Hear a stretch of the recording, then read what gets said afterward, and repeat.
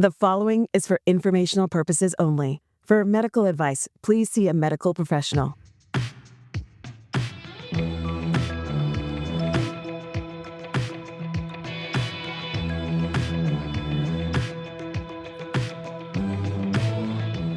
Welcome to Staying Alive with Margaret and Susie. Right now in this episode, we're going to cover fats, and Susie's our science expert on food, so it's going to be mostly her talking today. So take it away, Susie. I'm sure I'll have questions along the way. Yeah, feel free. Yeah, today we're going to talk about fats. And fats is one of the macronutrients that our body uses to provide energy. We get energy from carbohydrate, proteins, and fats. So today I want to talk about how we can enjoy food and eat more healthy fats, because fats have a really important role in the body. An important part of advocating for our health is to eat food that gives you energy and provides nutrients and allows you to enjoy the food that you're eating. So it's really important to incorporate healthy fats into your diet for a lot of reasons. So how much fat you should eat really depends upon your health, your age, and your preferences. So you have to look at fats in a different way than other macronutrients, because fats are pretty energy intense. They have 9 calories per gram, whereas protein and carbohydrates only have 4. So that means they're filling, but they're also fattening. Right. But they're good for you. See, we have to find the balance. Yeah. Yeah. So if you eat a higher percentage of fats, you need to cut down on the amount of carbohydrates and proteins that you're eating, obviously. So we talked earlier in an episode about when fats were villainized in the war on heart disease and obesity. So back in the 60s and 70s, the common belief was that fat was the villain in causing heart disease and obesity. And, they didn't vilify carbs, even though people eat a lot of carbohydrates. What they found was that there was a problem associated with that, and that was that all these foods came out that were low fat or non-fat, even cookies and baked goods and crackers. Well, I hate to say it, but the obesity problem and heart disease problem did not go away when they did that. So we've kind of discovered that fats need to be a part of your healthy diet in order to lower your risk of heart disease, but and also maintain weight. But just to be a healthy person. So there's different types of fats too. And so we're going to talk a little bit about those different types. We have monounsaturated fats, polyunsaturated fats, saturated fats, and trans fats. So the main difference in fats is that unsaturated fats tend to be liquid at room temperature, whereas saturated fats are solid. Trans fats, on the other hand, were invented by the food service industry to mimic saturated fats. So it was a way for them to take cheap fat, put a little hydrogen in it, that's called hydrogenation, and make it shelf stable so it could stay solid at room temperature. Think of Crisco. Crisco was real popular when I was growing up. They used it for everything, for frying things in and for making pies.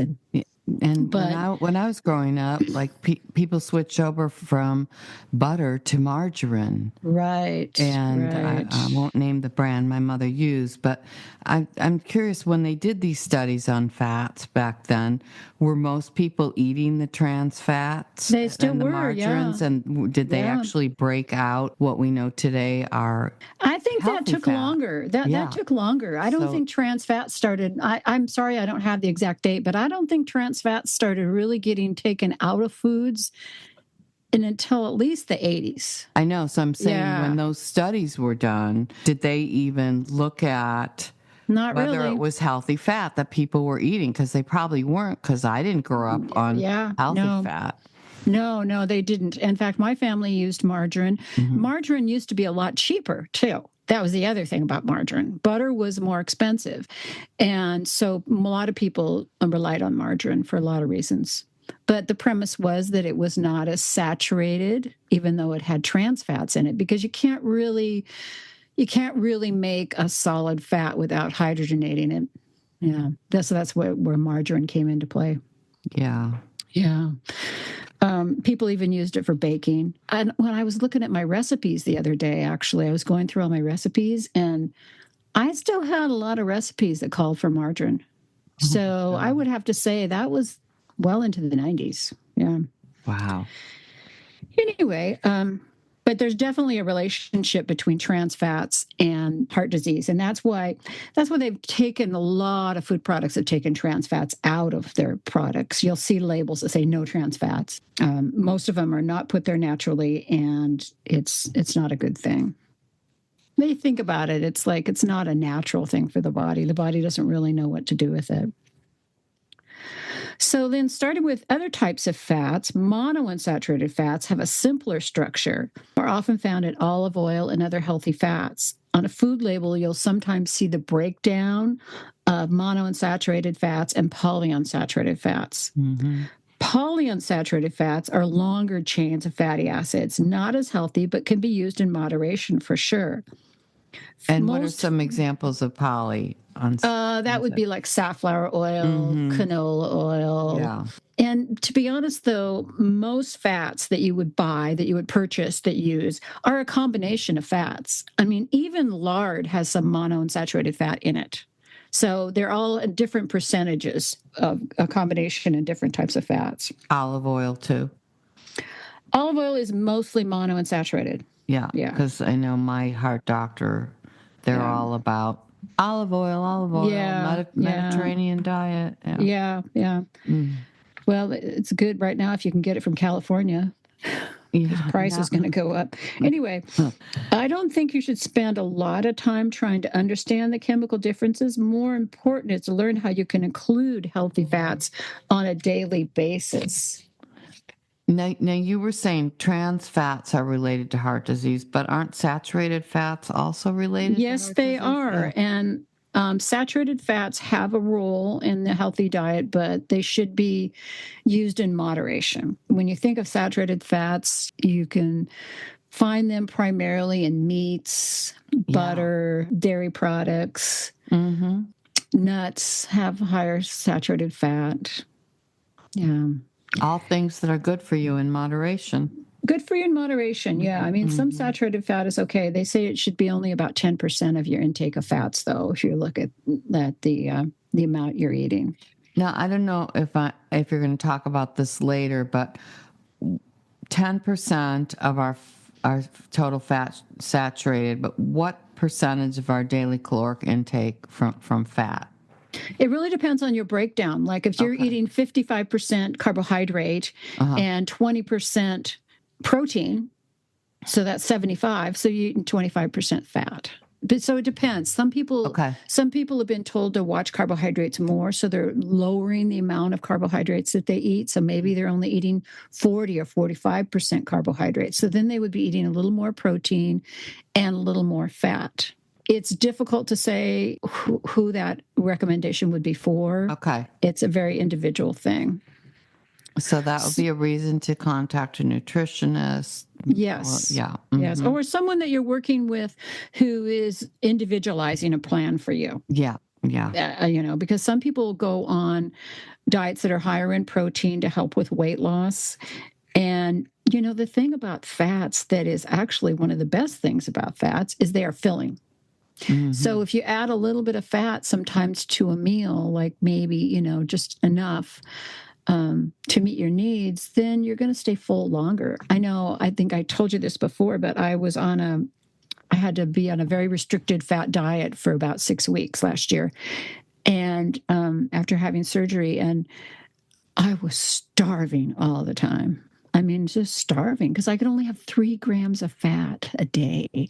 So that's like, basically non-fat cottage cheese and chicken breast. And I was just hungry all the time. And lost some weight, but I was really hungry. So let's talk for a minute about why you need fats. I think that's probably where people don't realize how important fats are for the body.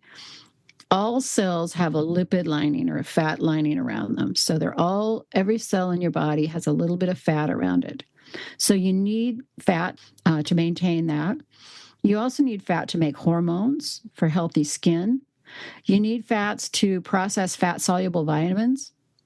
Without fat in your diet, you can't really absorb fat-soluble vitamins, which are A, D, E, and K. And you need it to help you stay full. It's called satiety. So that can be really helpful. Now, Margaret, I know that you and I both talk about cholesterol. And cholesterol, that's an interesting one because it's only found in animals, so it is a component of an animal product, which is also then, of course, going to have the saturated fats. And animal fat can be increasing our cholesterol in our body, whereas the Mediterranean diet, the olive oil can actually decrease some of our lipid profiles. Why don't you, Susie, talk a little bit about the confusion around dietary cholesterol, because when they did the studies, they didn't really factor out the saturated fat, the animal fats, and then dietary cholesterol became the villain. Yeah. It almost sounds similar to the story you told about the carbohydrates. Well, cholesterol is a waxy substance that's produced in the liver of all mammals. So you cannot get cholesterol from eating plant foods. You don't get it from peanut butter or nut butters or, peanuts or whatever. So as a mammal, we produce cholesterol just like every other animal. When we eat too much cholesterol, of course, it's probably going to raise our cholesterol profile. Cholesterol can also be a very genetic thing, your cholesterol profile. So when you go to the doctor, they always ask about your family history of cholesterol and heart disease. So it does tend to run in families. The tricky thing is that cholesterol-rich foods also have health benefits. Eggs are a good example. They're good protein. They're full of vitamins and minerals. So it still can be recommended to eat some saturated fats and some foods that have cholesterol in them. But I think it's important to watch what you're doing. So when you eat foods that are processed in the liver, like carbohydrates that are broken down in the small intestine where they form bile, which is sent to the liver, okay? So when you eat fat, it's processed in the liver like carbohydrates and then broken down in the small intestine. So there's all kinds of enzymes that are involved in that process. And so that's how they produce energy. So remember that fats have many functions in the body. So in order for that to happen, you got to maintain your fat profile. So we need to manage our cholesterol with a combination of strategy, including healthy fats, dietary fiber, regular exercise. So I'm talking about managing your blood levels of cholesterol. So you need to talk to your medical professional. So I technically can't give anybody recommendations on managing cholesterol, but I just want people to be aware of where cholesterol comes from and focus on eating healthy fats. So let's talk about what are healthy fats and where you can find them. Well, healthy fats come in nuts, olive oil, wild fish, ghee, grass-fed butter, grass-fed beef. Also, some of those foods are high in cholesterol, right? Like grass-fed butter, ghee. Ghee is a really interesting compound because what you do when you make ghee is you melt butter and filter off the milk solids. Ghee can actually stay shelf stable on the counter for like a year. So it's really interesting the way you take out the milk solids. You also get healthy fats from eating flaxseed, raw cocoa, avocados, and coconut oil. Yeah, could you talk a little bit about, there's a couple of confusing ones, palm oil and coconut oil, because... Well, first of all, palm oil is the one that has been kind of taken over the role of trans fats in the food and service industry. I might not buy that many, but you look at cookies and at the food co-op or wherever, many, many food manufacturers are using palm oil now, and it is a saturated fat. My biggest complaint about palm oil is the way it's harvested. It's harvested in, I believe, in South America, but they're eradicating forests in order to produce palm oil. I mean, it's not a good thing. Yeah, it's bad for your body. And it's not good for your body. Yeah. So I personally try to avoid any products with palm oil in them. Yeah, it's really pervasive, like especially in baked goods. Even, in the organic food industry, there's palm oil in a lot of stuff. Let me say, in this country, because I just got back from extensive time in England, and believe me, they are much better at their what they put in their foods. Oh, yeah. Well, we need to take some lessons.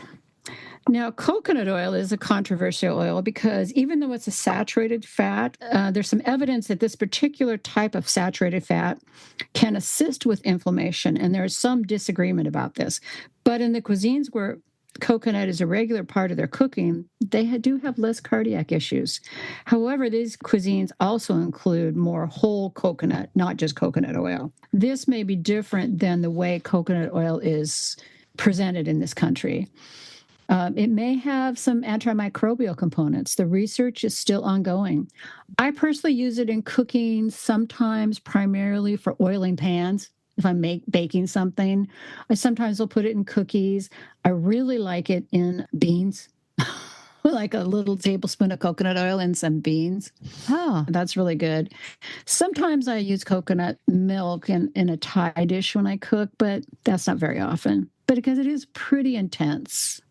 Well, is it something that's really good for your health? Is there a reason why we want to use it? I mean, I'm not that keen on it. I like the smell of it, so I use it on my skin and hair. There you go. Yeah, it's also a like great it body as a lotion. cosmetic product. Yeah, I love it as a lotion. Yeah, I think not that much into the taste. I think it's kind of that's the attraction to coconut oil. I think is that when you melt it in something, it smells good.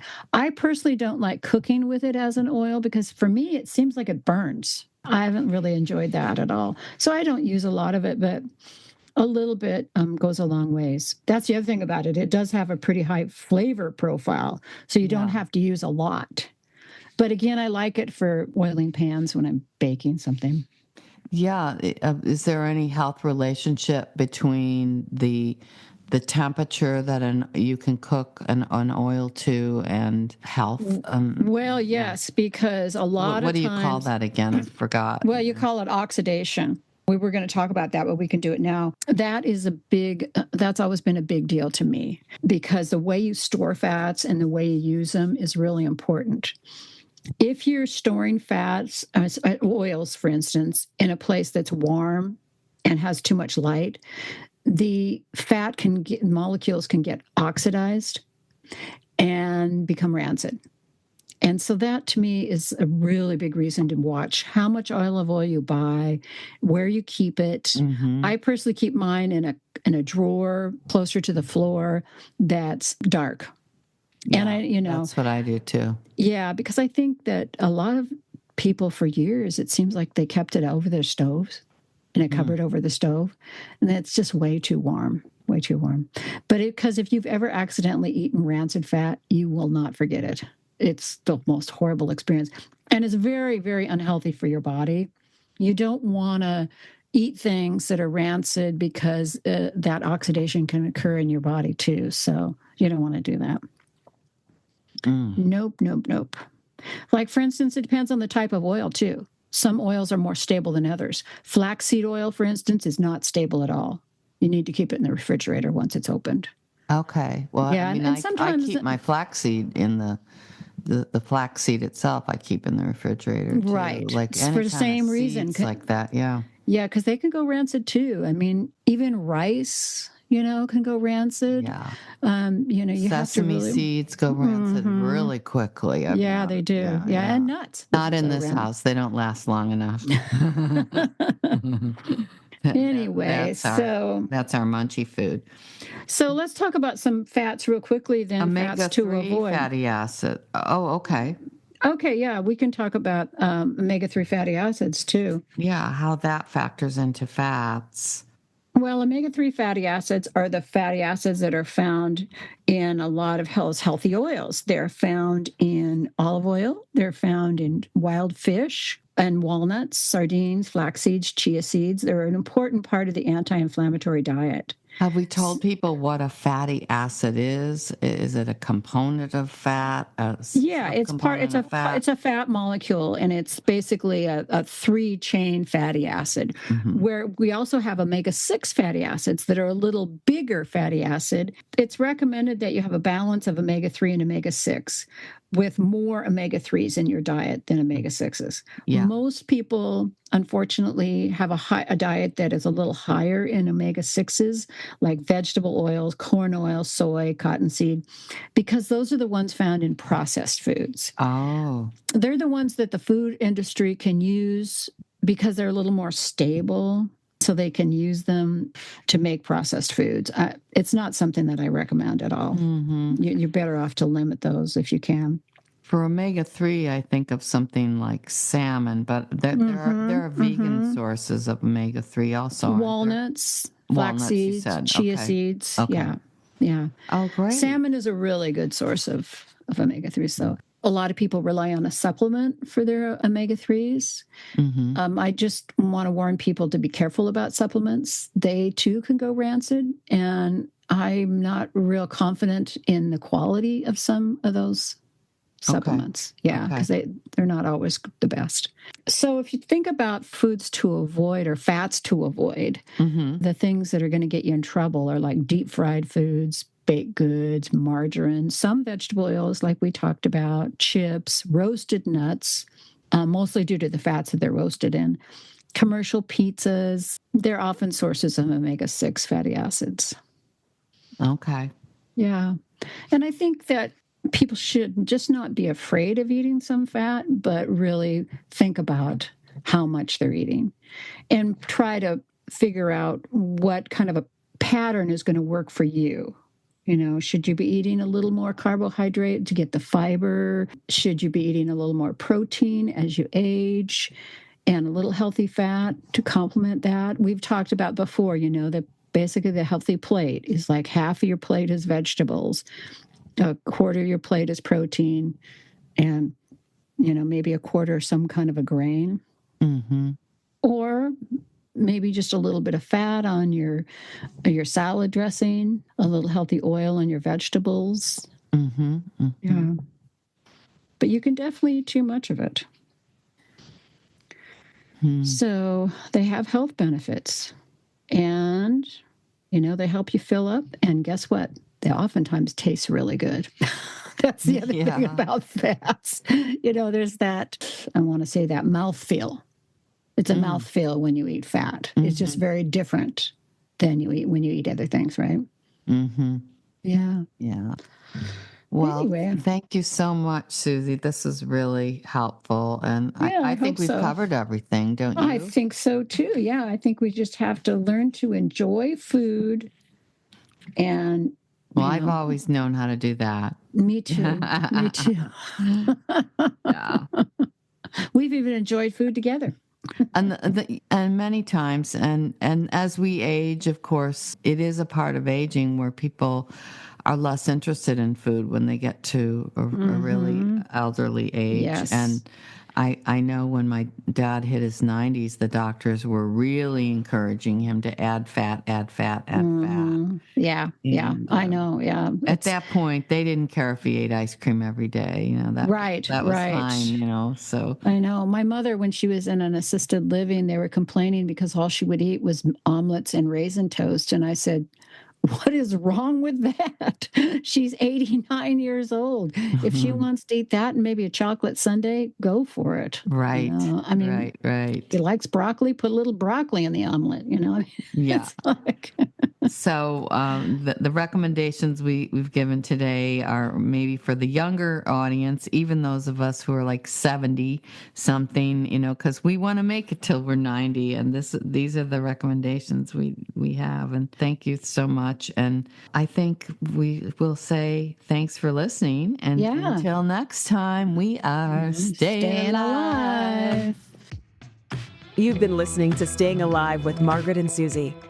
This show is hosted by Margaret Cooley and Susie Hymas. To subscribe to our show, leave a comment or ask a question, please visit stayingalivewithmargaretandsusie.com. Our podcast is available on all major podcast platforms. If you've enjoyed our program, please feel free to leave us a 5-star review. Thanks for listening.